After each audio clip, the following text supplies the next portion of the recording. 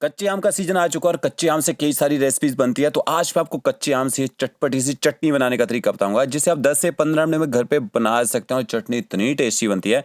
आप इसे रोटी, पराठा या ब्रेड के साथ ऐसे भी खा सकते हैं। तो चलिए रेसिपी शुरू करते हैं। सबसे पहले आपको यहाँ पे आम चाहिए होंगे। तो 800 ग्राम मैंने आम लिए हैं और आम जो है ना थोड़े से अच्छे होने चाहिए। बड़े साइज भी आम मिलते हैं ना, वो ठीक रहेंगे, उनमें पल्प ना ज़्यादा रहता है।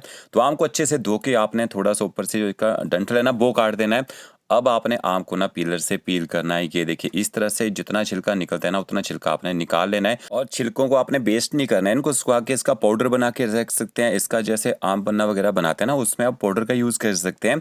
ये देखिए चारों आम मैंने पील कर लिया। अब इसके बाद आपने कटिंग करनी है। तो इस तरह से देखिए जो पल्प रहता है साइड में, जो छिलका रहता है ना, वो आपने इस तरह से निकाल लेना है। अंदर हार्ड गुठली होती है ना, उसको आपने काटना नहीं है, क्योंकि उसको काट देंगे तो क्या होगा, फिर आपको ना ये जो पल्प बनेगा उसको छानना पड़ेगा। आप ग्रेटर से ग्रेट करना चाहें ना, तो ग्रेटर से ग्रेट करके भी यहाँ पे यूज़ कर सकते हैं। तो क्या देखिए आम को आपने रफली काट लेना है। इस तरह से रफली काटने के बाद आपने इसको ना ग्राइंड करना है। ये चटनी बनाने का सबसे शॉर्टकट तरीका है। ये देखिए रफली कट आम जो आपने ग्राइंडर जार में डाल देना है, ऊपर से कवर खींचे, मिक्सी को चलाना है, बंद करना है, चलाना है, बंद करना है। इस तरह से आपने थोड़ा सा इनको ना दरदरा सा ग्राइंड कर लेना है। सारे आम मैंने ग्राइंड कर लिए। इसके साथ में आपने ना जितने आम लिए होंगे उससे आधा आपने गुड़ का यूज़ करना है। तो यहाँ पे मैंने 400 ग्राम गुड़ लिया है। 800 ग्राम हमने आम का यूज़ किया था, 400 ग्राम गुड़ ऐड करेंगे। गुड़ की जगह मिश्री डाल सकते हैं या फिर चीनी डालना चाहें चीनी भी डाल सकते हैं। गुड़ को आपने इस तरह से काट के ना आम के साथ मिक्स कर देना है। ये देखिए आम के साथ मिक्स करेंगे, गुड़ जो है थोड़ा सा ना मेल्ट हो जाएगा यहाँ पे। अब टाइम है आपके पास, तो आपने कम से कम ना आधे घंटे तक इसी तरह से गुड़ के साथ मिक्स करके छोड़ देना है। टाइम नहीं है, साथ साथ में बनाना चाहते हैं तो इसको डायरेक्ट कढ़ाई में डाल दीजिए। तो चलिए 10 मिनट तक इसी तरह से छोड़ देते हैं। यहाँ पे 10 मिनट में जो गुड़ है थोड़ा सा ना आम के साथ मिक्स होके मेल्ट हो जाएगा। ये देखिए 10 मिनट यहाँ पे हो चुके हैं। अब इसके बाद आना एक बार अच्छी तरह से इस मिक्सचर को मिक्स कर लेना है और मिक्स करने के बाद आपने कढ़ाई लेनी है। ये जो पल्प है ना, सारे का सारा पल्प आपने कढ़ाई में डाल देना है। तो ये देखिए यहाँ मैंने नॉन स्टिक कढ़ाई ली है। आप ना कोई भी स्टेनलेस स्टील की कढ़ाई यूज़ कर सकते हैं अगर यहाँ पे नॉन स्टिक कढ़ाई में नहीं बनाना हो। पर जो कढ़ाई है थोड़ी सी मोटी होनी चाहिए, क्योंकि जब ये पकता है ना केवल कढ़ाई के नीचे चिपकता भी है। तो यहाँ पे अब आपने ना गैस की फ्लेम जो चालू कर देनी है और बीच बीच में आपने पलटा यहाँ पे चलाते रहना है।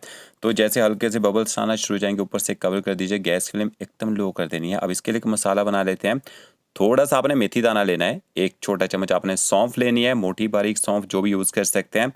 कश्मीरी मिर्च लेनी है, 2 कश्मीरी मिर्च को तोड़ के डालना है। साबुत जीरा का यूज़ करना है, थोड़ी सी काली मिर्च ऐड करनी है। तो इन मसालों को आपने हल्का सा यहाँ पे ना ड्राई रोस्ट कर लेना है। थोड़ा सा ड्राई रोस्ट कर लेंगे, इनका जो फ्लेवर है ना और बढ़िया निकल के आएगा और अच्छी तरह से बाद में ना ग्राइंड भी हो जाते हैं। तो क्या देखिए मसाले हल्के से चटकना शुरू हो चुके हैं। गैस की फ्लेम बंद कर दीजिए, मसालों को ठंडा कर लेना है। फिर आपने ग्राइंडर जार में डालना है ऊपर से कवर करके।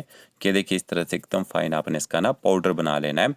दूसरी साइड देखिए यहाँ पे जो मिक्सचर है बॉयल भी आ चुका है, हल्के से बबल्स भी आ रहे हैं। तो इसको आपने ना बीच बीच में ना पलटा यहाँ पे चलाते रहना है। ये देखिए इस तरह से, ताकि कढ़ाई के नीचे जो मिक्सचर है वो चिपके ना। फिर आपने इसमें 5 मिनट के बाद कश्मीरी मिर्च पाउडर ऐड करना है। 1 चम्मच भर के, तीखी वाली मिर्च नहीं है, कश्मीरी मिर्च का यूज़ किया कलर के लिए। आधा चम्मच आपने काला नमक ऐड करना है। 1 चम्मच आप इसमें वाइट सॉल्ट ऐड कीजिए, सफ़ेद नमक।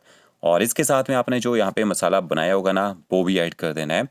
सारे इंग्रेडिएंट्स को आपने अच्छी तरह से यहाँ पे मिक्स कर लेना है।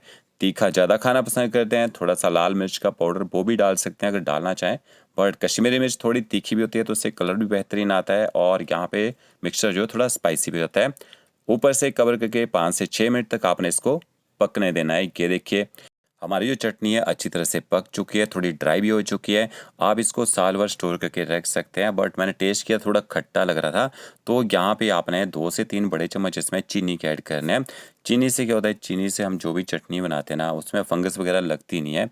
अगर आपने लॉन्ग टाइम तक स्टोर नहीं करना है तो चीनी की जगह थोड़ा गुड़ एक्स्ट्रा डाल सकते हैं। अच्छी तरह से चीनी को आपने मिक्स कर लेना है और थोड़ा सा 1 से 1.5 मिनट तक पका भी लेना है। तो कि देखिए यहाँ पे चीनी भी अच्छे से मिक्स हो चुकी है और मैंने पका लिया। तो ये देखिए चटनी कितनी ज़बरदस्त बनी है। थोड़ी सी ऊपर से ना कलौंजी डाल देनी है, बहुत ही ज़बरदस्त फ्लेवर देती है कलौंजी चटनियों में। तो अच्छी तरह से कलौंजी को भी मिक्स कर लीजिए। अब आपने इसको स्टोर करना हो तो इसको आप बिना फ्रिज से स्टोर करके रख सकते हैं। फ्रिज में स्टोर करने की ज़रूरत नहीं है।